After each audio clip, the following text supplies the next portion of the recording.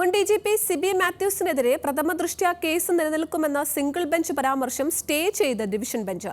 സൂര്യനെല്ലിയിൽ പീഡനത്തിനിരയായ പെൺകുട്ടിയുടെ വിവരങ്ങൾ വെളിപ്പെടുത്തിയെന്ന പരാതിയിൽ സിബി മാത്യൂസിനെതിരെ കേസെടുക്കാൻ കോടതി നിർദ്ദേശിച്ചിരുന്നു. സിബി മാത്യൂസ് രചിച്ച നിർഭയം എന്ന പുസ്തകത്തിലെ സൂര്യനെല്ലി അധ്യായത്തിൽ പെൺകുട്ടിയുടെ രക്ഷിതാക്കളുടെ പേരും വിലാസവും മറ്റു വിവരങ്ങളും നൽകിയിട്ടുള്ളതായി ചൂണ്ടിക്കാട്ടി തിരുവനന്തപുരം സ്വദേശി കെ ജോഷുവ നൽകിയ പരാതിയിലാണ് കേസെടുക്കാൻ മണ്ണന്തല പോലീസിന് ഹൈക്കോടതി നിർദ്ദേശം നൽകിയത്. പരാതിയിൽ കേസെടുക്കാൻ വിസമ്മതം പ്രകടിപ്പിച്ച് പോലീസ് കമ്മീഷണർ പുറപ്പെടുവിച്ച ഉത്തരവ് കോടതി തള്ളിയിരുന്നു. അതിജീവിതയുടെ പേരില്ലെങ്കിലും അവരെക്കുറിച്ചുള്ള വിവരങ്ങളെല്ലാം ബോധ്യപ്പെടുത്തുന്ന രീതിയിലാണ് പുസ്തകത്തിലെ പരാമർശങ്ങളെന്നായിരുന്നു പരാതി. ഒരാളുടെ വിവരങ്ങൾ തിരിച്ചറിയാനാകും വിധം പരസ്യപ്പെടുത്തുന്നത് ഇന്ത്യൻ ശിക്ഷാ നിയമം 228 പ്രകാരം കുറ്റകരമാണെന്നുമായിരുന്നു പരാതി.